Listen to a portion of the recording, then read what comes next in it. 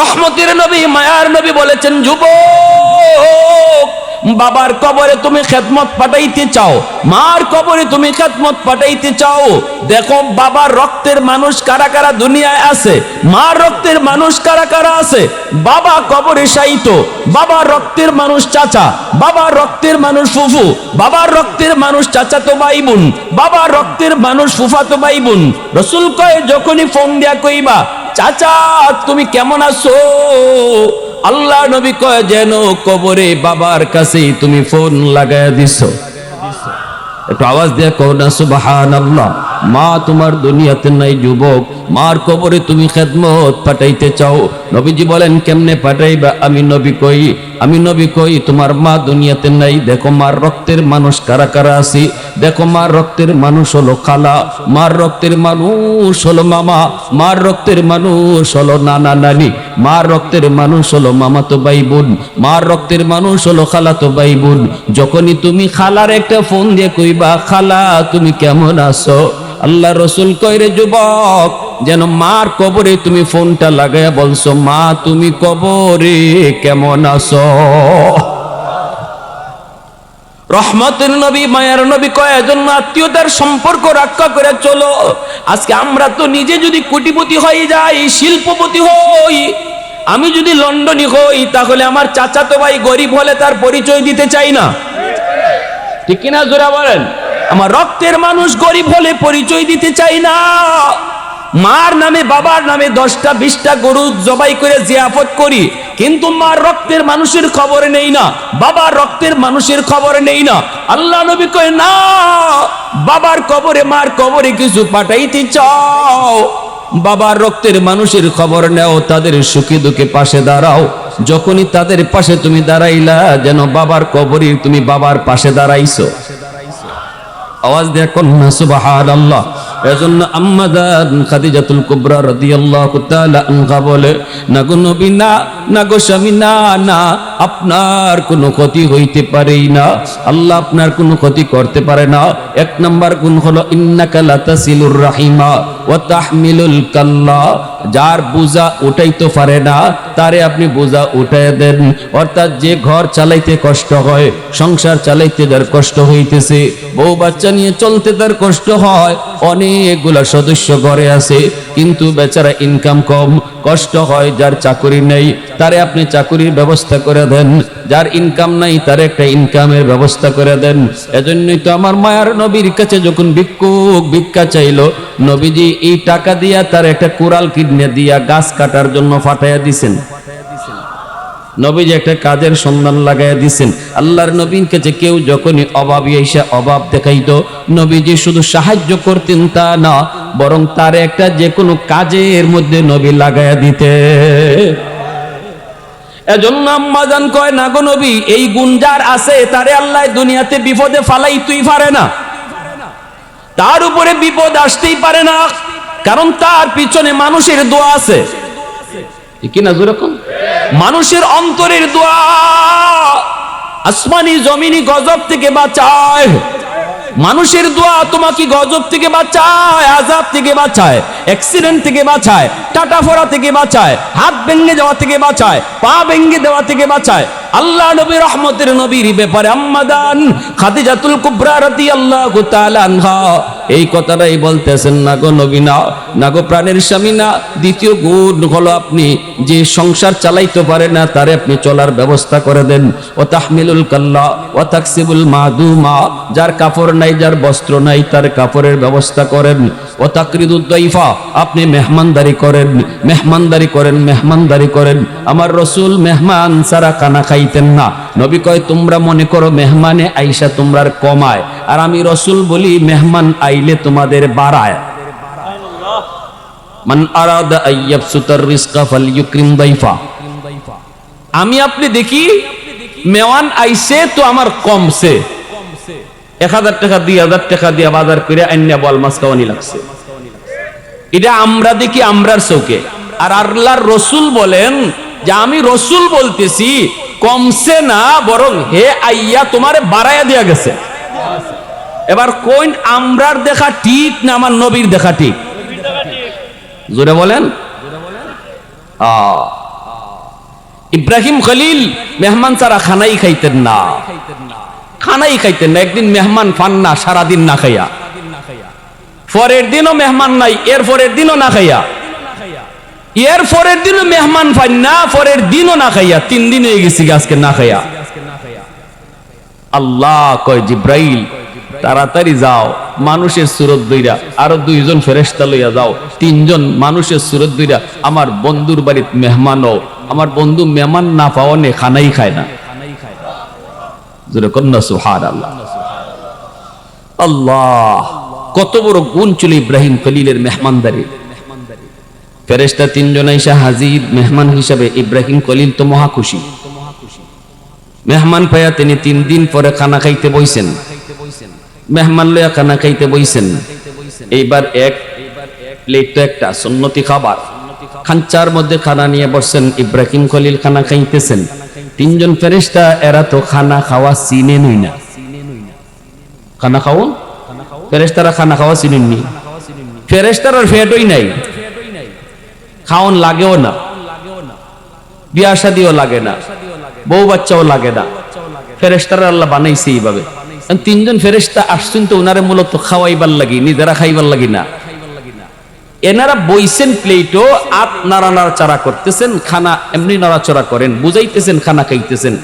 আর ইব্রাহিম খলিল মূলত খাওয়াইবার লাগে আইছেন। আর ইব্রাহিম খলিল তিনি খানা তো খাইতেছে, ইনি মনে করছেন মেহমানরা তো খাইতেছে। ওই 3 দিনে যার খাওয়ান নাই, তার সামনে খাওয়া নাইলে কেডায় দারো খায় না খায় ইতা উস্তাক বলি। আমরা রমজান মাসও সারা দিন খাই না, এর দূরে খালি, বেশি তো না, সকাল থেকে নিয়ে সন্ধ্যা পর্যন্ত খানা হয় না। ইফতারের সময় মনে হয় সব আমার একলাই লাগবো, আবার মানুষ ডাকে লাগবে। ইরম ব্যবসা ইরম হয়নি না, এটা মানুষকে লাগে, এটা তো আমার একলাই লাগবো। কারণ এই সময় বাপটা ইরম থাকে। পরে দেখা যায় 5 মিনিট খাওয়ার পরে না রে আর চলে না, আরো ডাকো, কখন মানুষ ডাকো। প্রথম তো বাপ এরকম যে আমার একলাই লাগবো। এখন ইব্রাহিম খলিল ইনি তো খানা খাইতেছেন আর হুশ নাই। ওইদিকে পর্দার আড়াল থেকে ওনার বিবি সারা, পর্দার আড়াল থেকে তিনি একটু লক্ষ্য করে দেখেন 3 জন মেহমান খালি হাত নাড়াচাড়া করে, খানা খায় না। পর্দার আড়াল থেকে বিবি সাহেব ডাক দিয়ে কই, স্বামী গো, ও স্বামী, আপনি যে খাইতেছেন একবারে চোখ মুজ্জা, মেহমানে খায় কি খায় না একটু খবর আছে নি?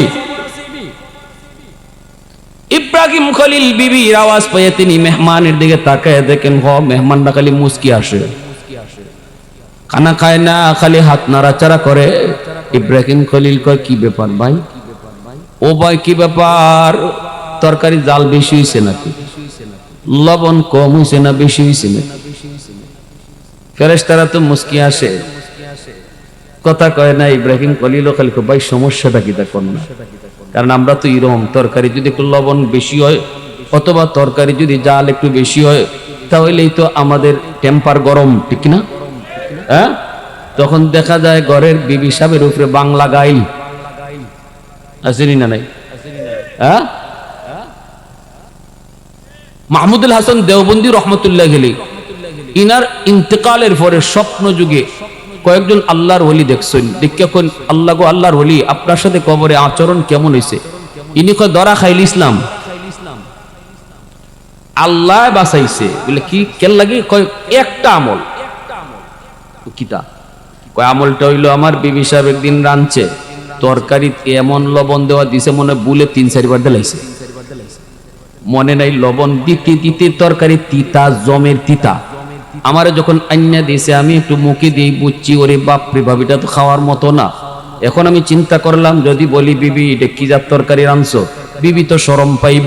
সারা জীবন আমারে আরামে আরামে খাওয়াইলো, প্রতি অক্ত আমারে নিয়ম মতো খাওয়াইলো, একটা দিন না হয় ভুল হইছে, সেও তো আল্লাহর বান্দি, সেও তো আল্লাহর একজন গোলাম, ভুল তো হতেই পারে না। আমি তার এই ভুলটা মাফ করে দিমু, আমি তারে লজ্জাও দিব না। অতএব ইনি কোনো কথাই বললেন না, ইনি এই তিতা তরকারিটাই খাইতেছেন আর বলতেছেন, বিবি গো আজকের তরকারি অত মজা হইছে। বিবি কয় কি? বল হ, আজকের তরকারি অত মজা। মহিলা বউরে যদি আপনি তরকারি মজা হইছে, ইতা হইছে, হিতা হইছে, ফার্ম দেইতে দেখবা খালি ফুলে হইল। এজন্য হাদিসে আইছে গড় খালি ফার্ম দিতায়। আপনারা আসে আপনি যতই কেন দিবা অতই আপনার লাভ। তো এটা আপনার লাভ, এই কারণে আপনি কইতা ও তো মাইকটা বন্ধ করে কইলে ভালো আছে। এখন তো আপনারা কইলে হুজুরে শিখাই দিচ্ছেন তো ফার্ম দিবার লাগে। এখন ওই তাই খালি এত মজা হইছে, অত মজা নি, অত মজা নি। তো এখন উনি ভাবতেছেন যে এখন যে আমি মজা মজা কইয়া খাইতাছি, পাতিলের তরকারি তো আরো রইছে, আমার বিবি সাহেব যখন পরে তরকারি খাইবো, খাইয়া যখন দেখবো ওরে আল্লাহ রে এত এমন তিতার তিতা, এই তিতা তরকারি রে আমার জানের জানে কইছুন মজা, হাই রে, তখন তো শরম আরো বেশি পাইবো, মনে করবো আমি ঠাট্টা করছি, মস্কারি করছি। ইতার লাগে তাই কোন কি দাও বিবি তরকারি আরো আসেনি পাতিল, তখন মা তো রাখ, আরেকদিন তুমি খাইও নি কেন আমারে দিলাও।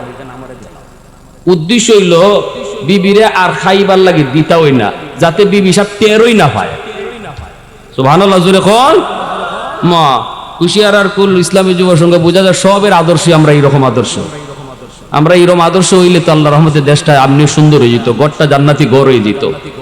আমরা তো যদি আইসা দেখি এখনো তরকারি রান্দা হইছে না, সারাদিন আসি অফিস থেকে অথবা দোকান থেকে অথবা আওয়ার থেকে, এই যদি কইছি কিতাব ব্যাপার রান্দা হইছিনি, যদি খালি ম্যাডাম আর একটু সময় বাকি আছে, ওই ওই টের তো পাও না, একটু আল বাইয়া গে দেখো গড়ে বইয়া বইয়া কত জাতের মাছ যে আমরার বাইরে বইস, বাপরে বাপ, এই সময় যে কত জাতের মাছ, বেচারি একবারে মুখ লুকাইয়া শরমে শেষ।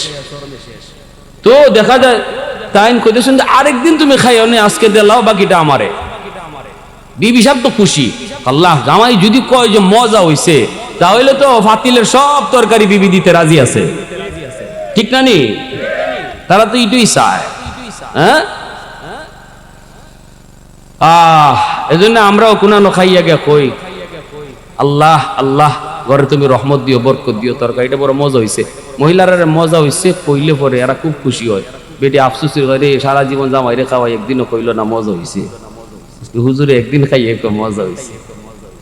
ইতা করেন না, এরম কিপটামি আপনারা করেন না, এরম কিপটামি করেন না। যেদিন বালা হইব এদিন সুন্দর করে কইব বিবি আজকে দিক তরকারিটা অনেক স্বাদ লাগছে, মজা হইছে, আর কিছু মজা না হইলেও কইব, কোন লাগে কইলে পরে তার উৎসাহ বাড়বো, তার আগ্রহ বাড়বো, বুঝবো যে আমার জামাই আমার স্বামী আমারে ভালোবাসে, মহব্বত করে, ঠিক না নি? আরেকজন বউয়ের যদি প্রশংসা করো, মহিলারা কিন্তু একজনের আরেকজনের প্রশংসা শুনতে পারে না। যদি খালি কোনোদিন কইলেন আপনি আরে আল্লাহ আজকে যে বাবির ঘরে দাওয়াত খাইলাম যে মজা হইছে, তে লাগছে আগুন, তে লাগছে আগুন। মহিলারা কিন্তু একজনের এক মহিলা আরেক মহিলার গুণ শুনতে পারে না। অতএব প্রশংসা করবা খালি গড় হেল্লা করবা, সাইরা না হইলে আটা না কইবা, আটা না হইলে এক টাকা দেখবা গড় অটো জান্নাতি গড় হয়ে গেছে। স্বামী স্ত্রীর ভিতরে মহব্বত আল্লাহ বাড়াইয়া দিছে, প্রেম ভালোবাসা বিয়ার আগে না পরে? মাতে না গো, মাথা নিচে রাখছে। ভালোবাসা প্রেম বিয়ার আগে না পরে? আরো জোরে খাও। বিয়ার আগে যদি হয় এটা খালি খান্দায়, আর বিয়ার পরে যদি হয় তা খালি আশায়, খান্দন লাগে না। আমরা রূপ দূরে কথা কই, ঠিক কিনা জোরে কন? আগুন লাগছে শেরপুর, পানি লিয়ে যাও ফরিদপুর, জীবনে আগুন নিবনি, কোনোদিনই লিপ্ত না। একটু মজা করতেছি, রাত বেশি তো, নাইলে আপনারা ঘুমাইব। মনোযোগ আছে সবার? কার কার আছে একটু হাত উঠে আল্লাহরা দেখান। আল্লাহ তুমি কবুল করো।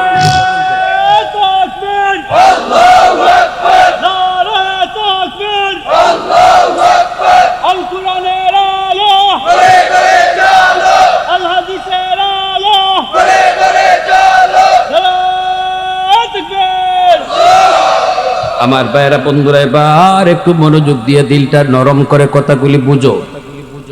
ইব্রাহিম খলিল, ও ভাইয়েরা বন্ধুরা, ওই যে মাহমুদুল হাসান দেওবন্দি রহমতুল্লাহ আলাইহি পাতিলের সবগুলা তরকারি খেয়ে ফেলেছিলেন, বিবিকে বিন্দু পরিমাণ যেন লজ্জা না পায়।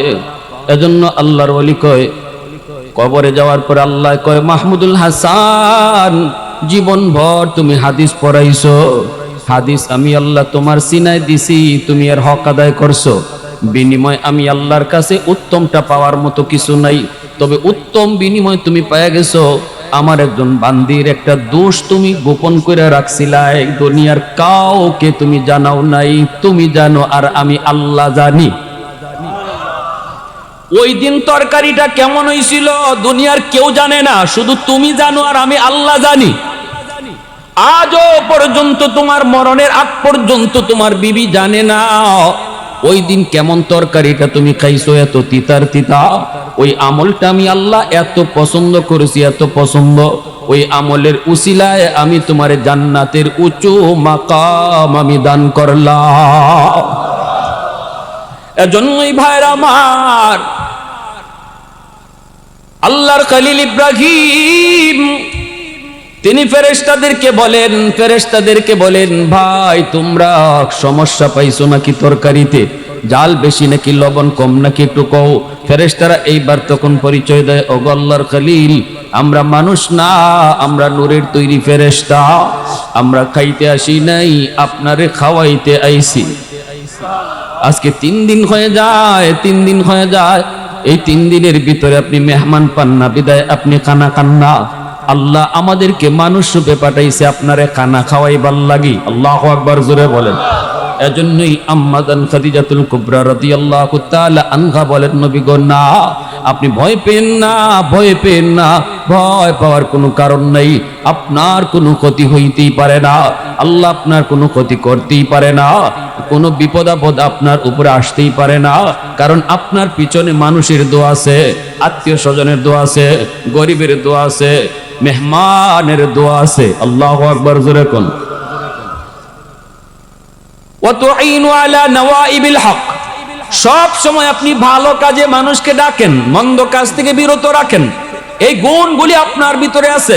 আমার নবী, রহমতের নবী, মায়ার নবী আম্মা জান খাদিজাতুল কুবরা রাদিয়াল্লাহু তাআলা আনহার ব্যবসার চিফ ম্যানেজার নবীজি, আম্মা জান খাদিজাতুল কুবরা রাদিয়াল্লাহু তাআলা আনহার প্রথমে নবীজি আইসা চাকরি নিছেন। আম্মা জান কয় চাকরি আমারই কেন নাই।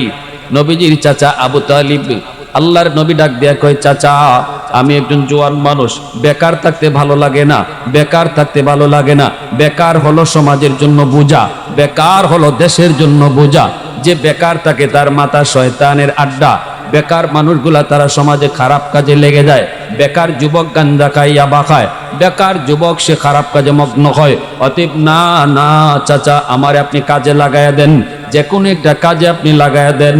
নবীর চাচা আবু তালিব কয়, ভাতিজা তাহলে চল, মক্কার ভিতরে সবচেয়ে ধনী সবচেয়ে বড় ব্যবসায়ী হলো খাদিজা, চলো খাদিজার কাছে যাই, যাইয়া দেখি কোনো চাকরি বাকরি আসেনি। আম্মা জানের কাছে মায়ার নবীকে নিয়ে হাজির হলেন নবীর চাচা। আইসেই ডাক দিয়া বলে, খাদিজা তুমি তো বহুত বড় একজন ব্যবসায়ী, তোমার ব্যবসায়িক সেক্টরে কোনো চাকরির পোস্ট খালি আসেনি, কে করব চাকরি? কই আমার বাতিজাটা, এই যে বাতিজার নাম হলো মোহাম্মদ, এই বাতিজাটা কাম করতে চায়। সাথে সাথে আম্মা জানে কয়, আমার এখানে কোনো পোস্ট নাই, সব পোস্ট ফুলফিল, একটা জায়গা শুধু খালি আছে, তাও আমার রাখাল, বকরি রাখাল। এই বকরি রাখাল সে কদিন যাবৎ ছুটিতে গেছে, এই কদিনের জন্য সেই কামটা করতে পারে, তবে আমি এই কাজ আপনার বংশের কাউকে দেব না, কারণ আপনি হলেন আরবের সবচেয়ে সম্মানী বংশের মানুষ, আপনারা হলেন কুরাইশ বংশের মানুষ। তাম পৃথিবীর সমস্ত বংশের ভিতরে সবচেয়ে দামি বংশ হলো কুরাইশ বংশ।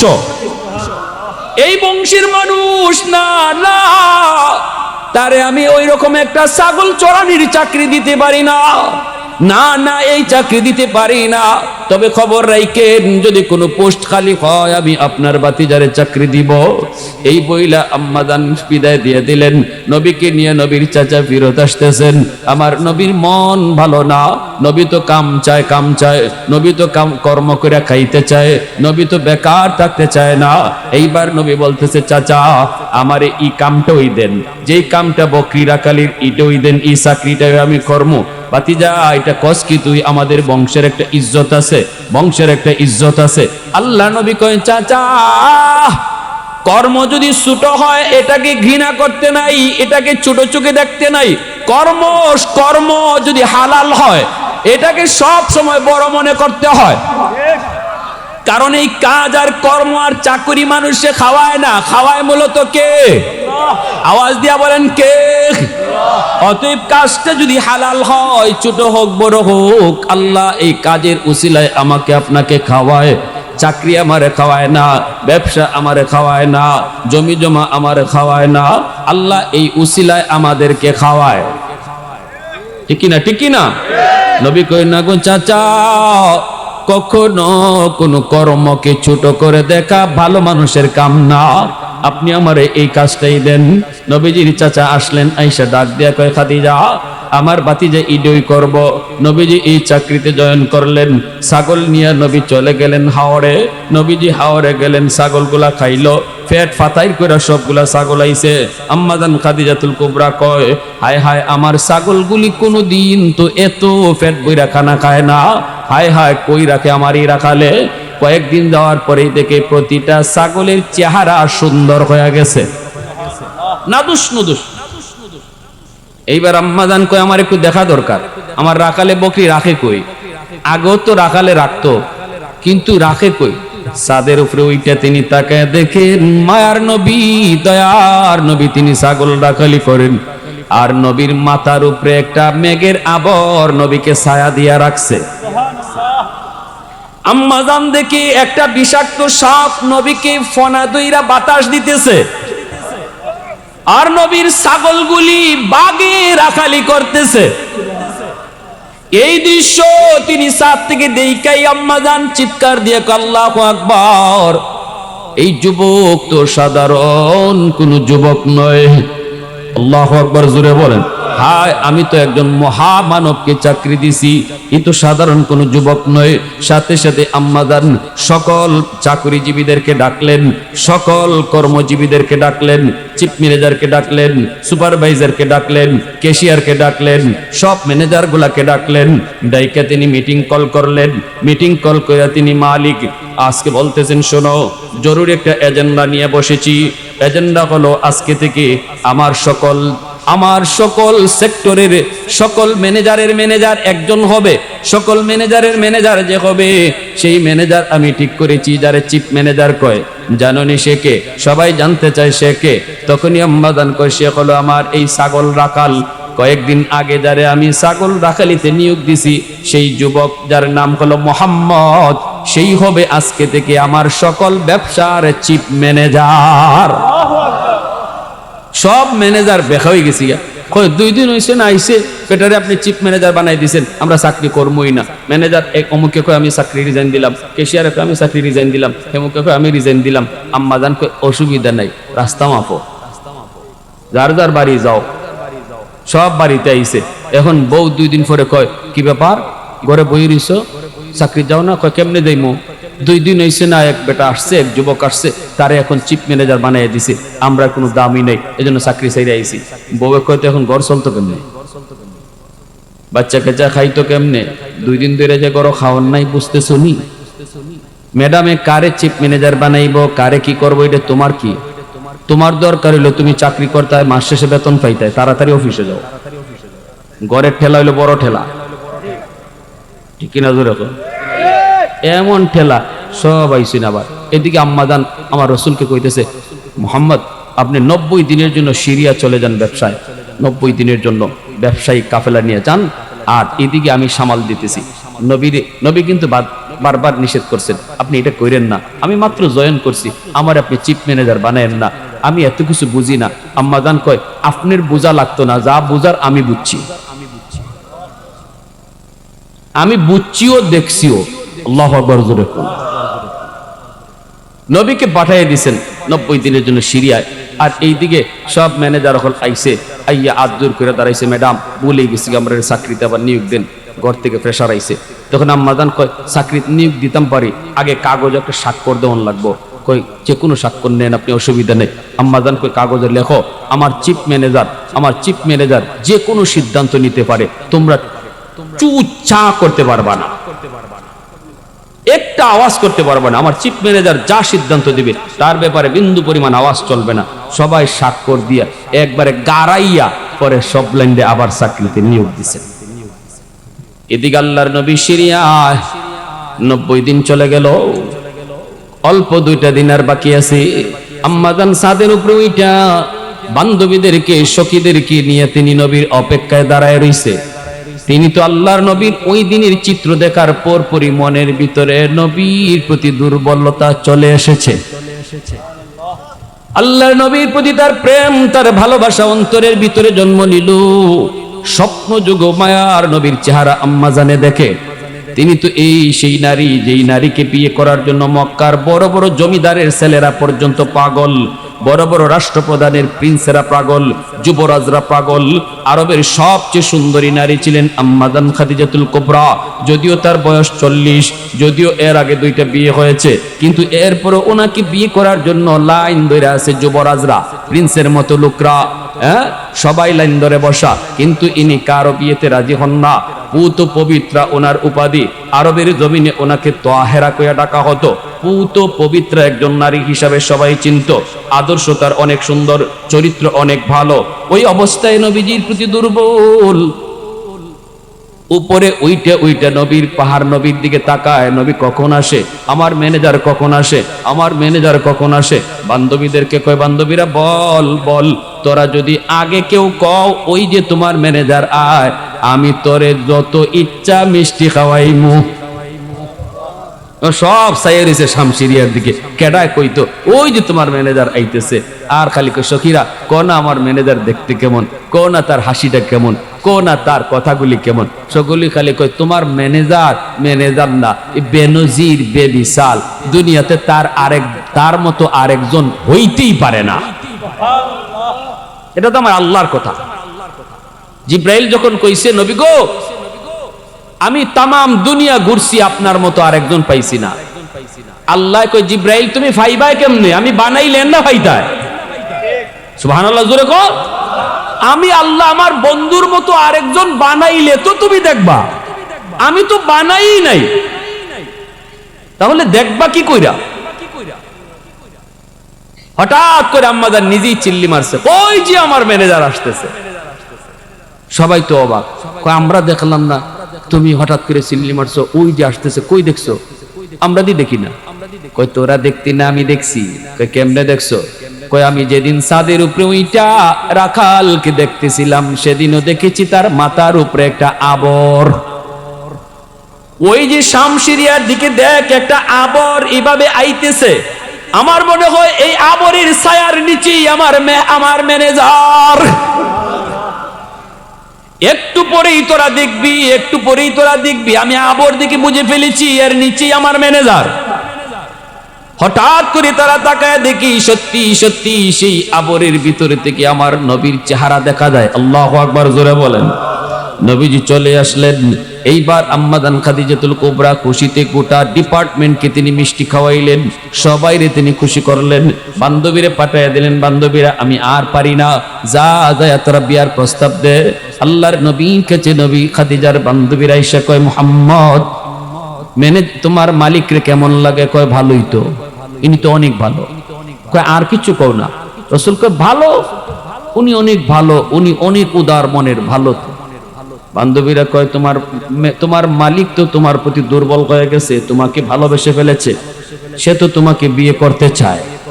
তারে বিয়ে করার জন্য কত যুবক পাগল, কিন্তু সে কারোতে প্রস্তাবে রাজি না, তোমার জন্য সে পাগল।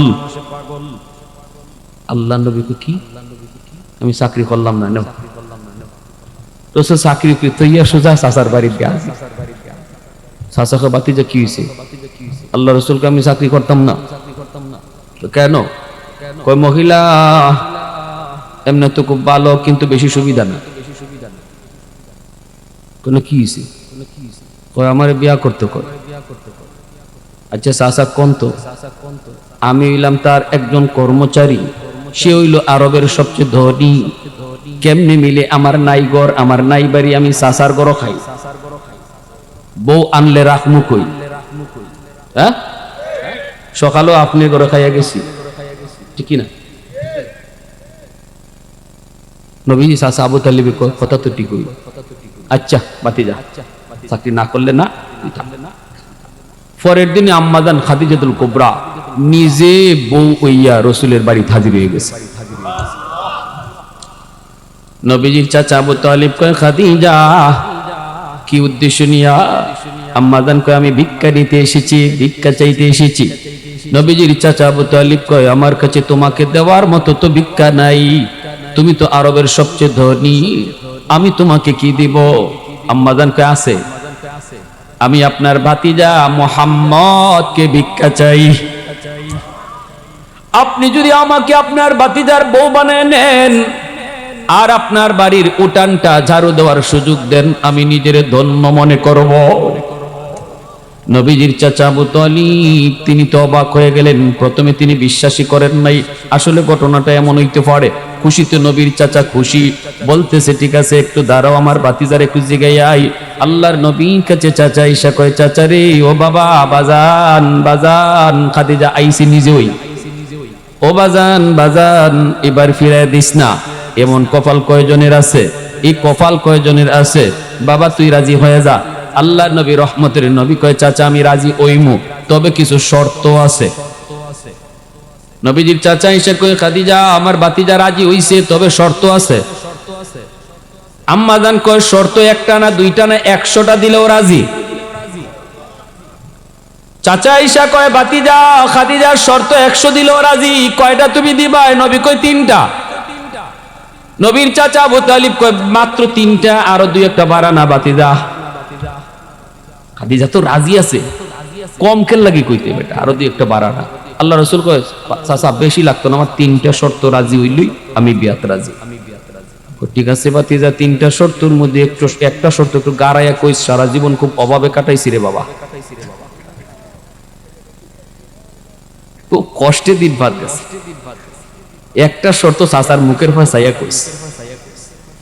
আল্লাহ রাসূল কয়, ঠিক আছে চাচা, অসুবিধা নাই। তো এবার আল্লাহ নবীর সামনে আনা হইছে। এবার নবী কইতেছে, আমার শর্ত 3টা। কয়, কোন আপনি শর্ত কি? মায়ার নবী দয়ার নবী কয়, 1 নম্বর শর্ত হলো আপনার যত বাড়ি আছে, যত বাড়ি, সবগুলা বাড়ি যাদের বাড়ি নাই তাদেরকে দান করে দিতে হবে। সুবহানাল্লাহ। দেখেন আমার নবীর আদর্শ, আমার বিশ্ব নবীর আদর্শে আলোচনা। যতগুলি বাড়ি আছে আপনার সবগুলি বাড়ি, যার বাড়ি নাই, যারা ভূমিহীন, তাদেরকে দিয়া দিতে হবে। আম্মাজান খাদিজাতুল কুবরা রাদিয়াল্লাহু তাআলা আনহা বলেন, আমি রাজি আছি। আল্লাহু আকবার। এইবার আম্মাজান দ্বিতীয় শর্তটা শুনবেন। আর নবীজির চাচা আবু তালিব নবীর কানে কানে কয়, বাতিজা এটা তো কইছো পরেরটা একটু চাচার ফাঁসাইয়া কইও। এইবার নবী দ্বিতীয় শর্তটা লাগায়। দ্বিতীয় শর্তটা হলো, আমার বাড়িতে ঘর নাই, বাড়ি নাই, আমি আপনাকে নিয়ে একবেলা খাবো, একবেলা খাবো না। হয়তো কোনোদিন 3 দিন চলে যেতে পারে, চুলায় আগুন জ্বলবে না। আপনি আমার সাথে সংসার করলে অভাবের সংসারে থাকতে পারবেন নি। সাথে সাথে আম্মাজান কয়, আমি তাতেও রাজি। সুবহানাল্লাহ। যে মহিলার এত শান, এত শৌকত, অভাব কোনোদিন নিজে চোখে দেখেন নাই, খাওয়ান নাই, এটা তো ওইতেই পারে না, সেই মহিয়সী নারী আমার রসুলের কদমের তলে আসার জন্য 3 দিন 4 দিন না চুলায় যদি আগুন না জ্বলে তবুও রাজি আছে। নবীর চাচা আবু তালিব কই, বাতিজা ইডও তো কইলিল, আর রইছে মাত্র একটা। ইডও তো একটু চাচার ফাঁসাইয়া কইও, অনেক অভাবে গেছে রে বাবা, একটু বুঝিস, সুযোগ যায়। নবী কয়, ঠিক আছে চাচা, আপনি একটু ধৈর্য ধরুন। 3 নম্বর শর্তটা নবী কয়, 3 নম্বর শর্ত হলো আপনার যত সম্পদ। চাচা কইতেছে রে আমার বাতিজা, বড় খুশি, বাতিজা কইলাও।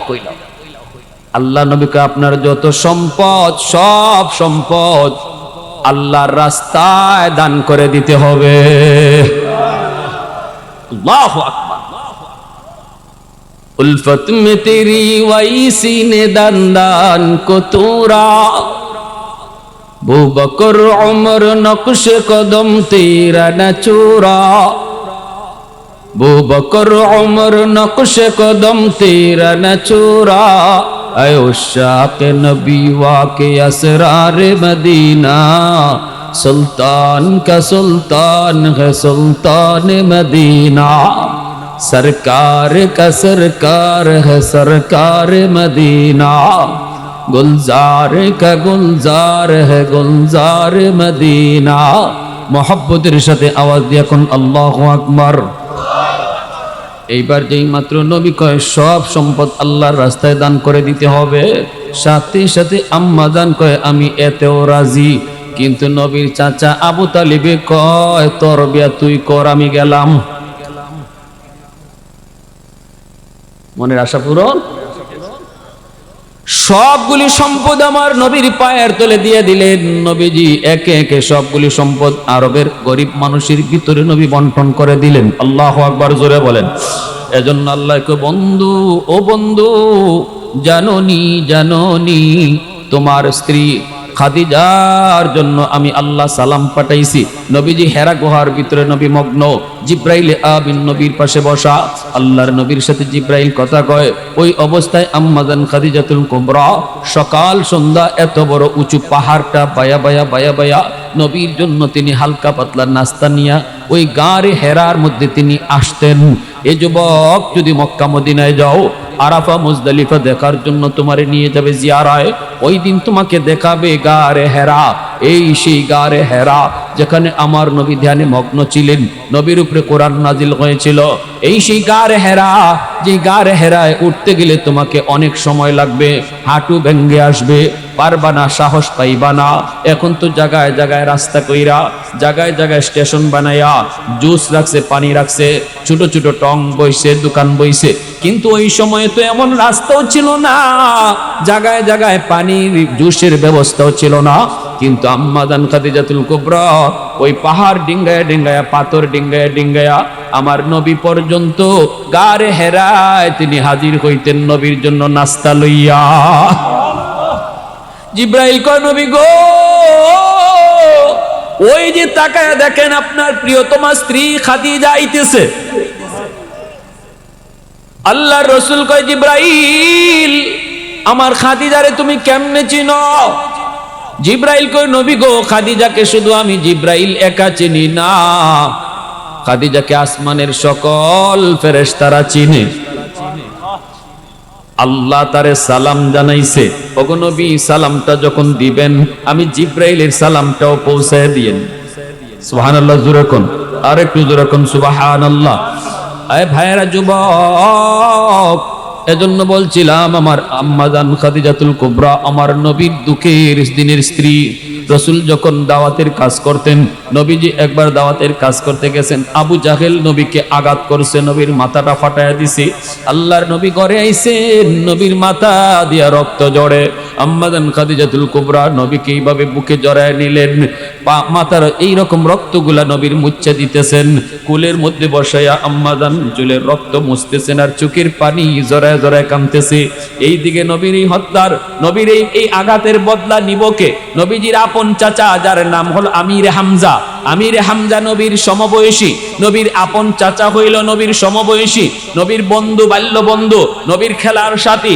সেই আমিরে হামজা তখনও মুসলমান হন নাই কিন্তু অনেক বড় বীর বাহাদুর ইনি শুধু শিকার করতেন শিকারী ছিলেন শিকারী হরিণ শিকারী মগ্ন ছিলেন পাগল হরিণ শিকারে তিনি পাগল জঙ্গলে চলে গেছেন হরিণ শিকার করার জন্য একটা তীর মাত্র আছে তিনি হরিণকে মারবেন অটো আল্লাহ হরিণের জবান আল্লাহ খুলে দিছে হরিণ ডাক দিয়া কয় রে হামজা আমার জন্য এই তীরটা আর তুই ব্যয় করবি না এই একটা মাত্র তীর রইছে এটা আমার লাগি না এই তীরটা তুই আবু জাহেলের লাগি রাখ কারণ তোর বাতিজা রক্তের বাতিজা মুহাম্মদ যদিও তার তোর ধর্ম মানে না সে নতুন ধর্মের দাওয়াত দেয় ইসলাম ধর্মের দাওয়াত দেয় তবে আমি হরিণ বলতেছি ইসলাম ধর্মই সত্য ধর্ম ওই সত্য ধর্মের দাওয়াত দেয় বিদায় আবু জাহেল তার মাথায় আঘাত করে রক্ত ঝরায় ফেলছে আরে হামজা এই রক্তটা তো তোর নিজের রক্ত আল্লাহু আকবার জোরে কর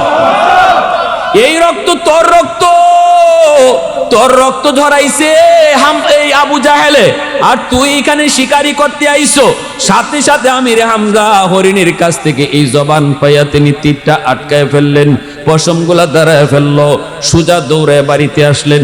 আইসা দেখেন আমার নবীর ঘরে আম্মাজান খাদিজাতুল কুবরার কান্নার আওয়াজ। তিনি কাঁদতেছেন আর বলতেছেন, আজকে আমার স্বামীর দুনিয়াতে কেউ নাই, আজ আমার স্বামী এতিম, আমার স্বামীর কোনো ভাই নাই, কোনো আপন কেউ নাই। বিদায় আবু জাহেল আঘাত দিয়া রক্ত জড়ায় ফেললো। আজ বুঝি আমার স্বামীর আমার এই স্বামীর আঘাতের বদলা নেওয়ার কেউ নাই, কেউ বুঝি নাই। সাথে সাথে আমির হামজা কয়, ও খাদিজা, খাদিজা, না না, আমার বাতিজার বদলা নেওয়ার জন্য চাচা হামজা হাজির হয়ে গেছে। কি হয়েছে বল? সাথে সাথে আল্লাহ নবী কয়, চাচা আমি কোনো কিছু করি নাই, শুধু কালেমার দাওয়াত দিছিলাম, এজন্য আমারে মারছে, আঘাত করছে।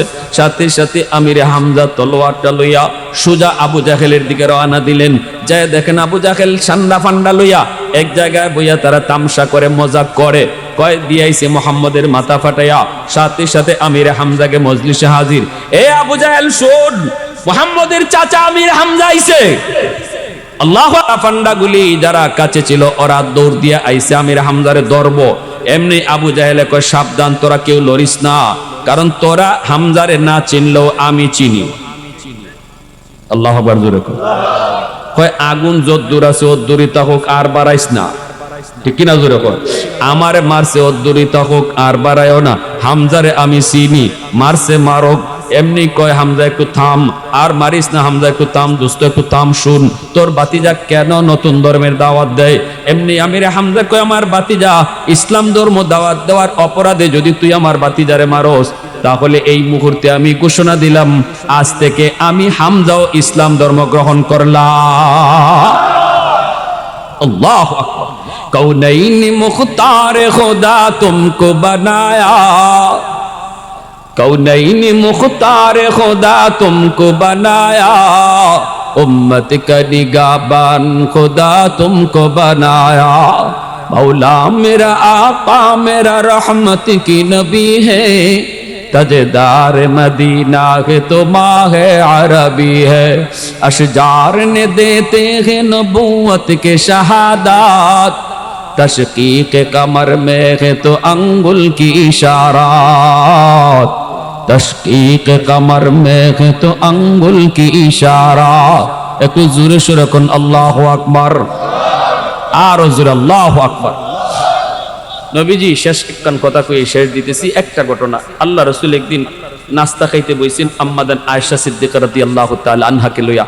খাঞ্চা ভরা রুটি, নবী খাইতেছেন না, নবীর চোখ দিয়ে পানি পড়ে। আম্মাজান আয়েশা কয়, রাসূল কান্দেন কেন? নবী কয়, আয়েশা আমার খাদিজার কথা মনে পড়ে গেছে, আমার খাদিজারে লইয়া কোনোদিন আমি এত রুটি লইয়া খানা খাইতে পারি নাই, অথচ আরবের সবচেয়ে ধনী ছিল, সব সম্পদ আল্লাহর রাস্তায় দান করে দিছে, এরপরে গরিব হইয়া আমার সাথে কাটাইছে, দিন গেছে রাত গেছে, চলে আগুন জ্বলছে না। আজকে তোমরা আমার সুখের দিনে স্ত্রী, তোমরা লইয়া কত রুটি খাইতেছি, আমার খাদিজারে লইয়া আমি কোনোদিন পারি নাই, এজন্য আমার চোখ দিয়া পানি জরে। যাও একটা রুটি আমার খাদিজারে দিয়ে আসো। আম্মাজান কয়, কেমনে দিব? আপনার খাদিজা তো কবরে। আম্মাজান খাদিজাতুল কুবরা রাদিয়াল্লাহু তাআলা আনহার কবর কোথায় জানেননি? কবর হলো মক্কা শরীফ, জান্নাতুল মুআল্লা। মক্কার কবর, মদিনার কবরের নাম জান্নাতুল বাকি, আর মক্কার কবরের নাম জান্নাতুল মুআল্লা, ঠিক না? আমি গেছি মক্কার কবরের পাশে গিয়া, আল্লাহ রাসূল সাল্লাল্লাহু আলাইহি সাল্লামের চাচা আবু তালিবের কবরও মক্কার এই জান্নাতুল মুআল্লায়। এখানে হাঁটতেছি, কবর দেখতেছি, আর ওই আম্মাজান খাদিজাতুল কুবরার কবরের পাশে এসে দাঁড়াইছি। আমার বন্ধু আসিল, জিয়ারত করতেছে। আমার দোস্তরে কইছি, দোস্ত এটা হইল আম্মাজান খাদিজার কবর। সাথে সাথে আরবি একজন মুতু আমার পাশে আসিল, আইসে কইতেছে, কি কইলেন আপনি আরবিতে? কি কইলেন? আমি বললাম যে আম্মাজান খাদিজার কবর। কয় না, এমন বইল না, তিনি জানো কে? তিনি শুধু আম্মাজান খাদিজা না, ইনার অবদান আর ইনার কুরবানির কারণেই ইসলাম দুনিয়া জুড়ে চমকাইছে। অতএব ওনার নামটা নেওয়ার সময় বলবা আম্মাজান খাদিজাতুল কুবরা। আল্লাহু আকবার। কুবরা, মহান, মহিষী নারী কইবা, যে নারীর অবদানের কারণে আজ ইসলাম এত দূর পর্যন্ত গড়াইছে, যিনি সর্বপ্রথম মুসলমান হয়েছেন। আল্লাহ নবীর দাওয়াতে সর্বপ্রথম মুসলমান হওয়ার ভাগ্য কোন পুরুষের না, একজন নারীর, আর তিনি হলেন আম্মাজান খাদিজাতুল কুবরা রাদিয়াল্লাহু তাআলা আনহা। রসুল কয় যাও আমার খাদিজারে রুটি দিয়াও। ইনি তো কবরে দিমু কেমনে? রসুল কয় আমার খাদিজার একজন বান্ধবী আছে, নাম হইল নাফিসা, খাদিজার বান্ধবীর একটা রুটি খাওয়াও, খাদিজারই রুটি খাওয়ানো হয়ে যাবে। আল্লাহ নবীর আদর্শের কথা শুনাইতেছি। এজন্য মা নাই, মার বান্ধবী যারা আছে, মার সমবয়সের নারী যারা আছে, সম্মান করো, তাদেরকে এক কাপ চা খাওয়াইও, একটা নাস্তা করাইও, ঈদের সময় 500 টাকা দিও। রসুল কয় মা যে মহিলাদের সাথে চলতো তাদেরকে যখন তুমি সাহায্য করবা, এই সাহায্যটা নগদ আল্লাহ মার কবরে পৌঁছে দেবে।